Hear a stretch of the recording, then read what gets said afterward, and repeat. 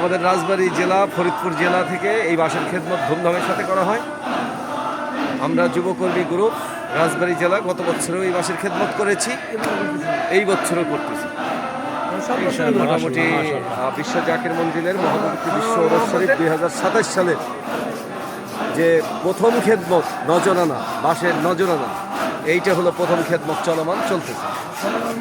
তাহলে আপনারা বিনা স্বার্থে মানে কোনো খেদমতে কোনো টাকা পয়সা কোনো পয়সা শুধু এখানে কোনো টাকা পয়সার গল্প নাই, মানে ওলি আল্লাহর দরবারে খেদমত করেন না। হ্যাঁ, হুজুর কেবলা জানের মহব্বতে জাকিররা খেদমত করতেছে।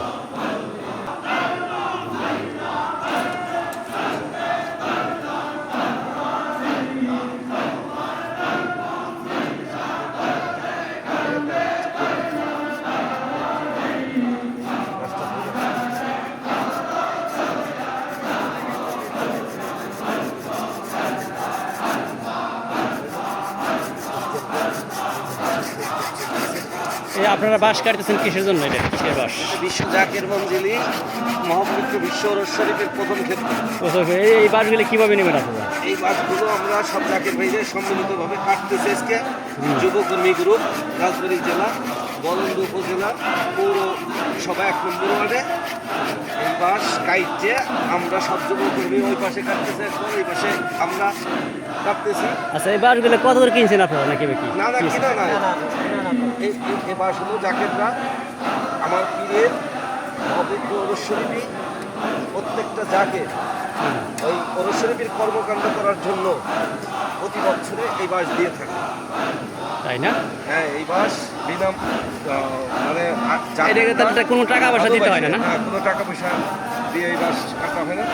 এই বাসটা জাকেররা প্রত্যেক জাকের, এই যে আপনারা কাটতেছেন, আপনাদের কোনো বেতন আছে নাকি? 1 টাকা পয়সা নেই, 1 টাকা।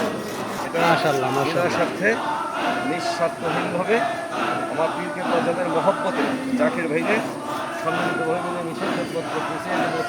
কত লোক মেলা লোক আছেন নাকি আপনারা? কতগুলো লোক আছেন আপনারা? যুবকর্মীর আজকে এই 1 নম্বর ওয়ার্ডের খেদমত চলতেছে হলো ওই পাশে আছে 4 জন, আর পথে কিছু লোক আসতেছে, আর আমরা এখানে 4 জন, মোট হলো 8 জন। এই গ্রুপে আছে 8 জন।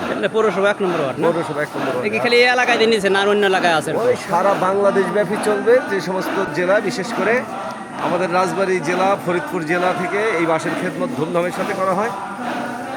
আমরা যুবকর্মী গ্রুপ রাজবাড়ী জেলা গত বছরও এই বাঁশের খেদমত করেছি, এই বছরও করতেছি। মোটামুটি বিশ্ব জাকির মঞ্জিলের মহাপবিত্র বিশ্ব ওরস শরীফ 2027 সালের যে প্রথম খেদমত নজরানা, বাঁশের নজরানা, এইটা হলো প্রথম খেদমত চলমান চলতেছে।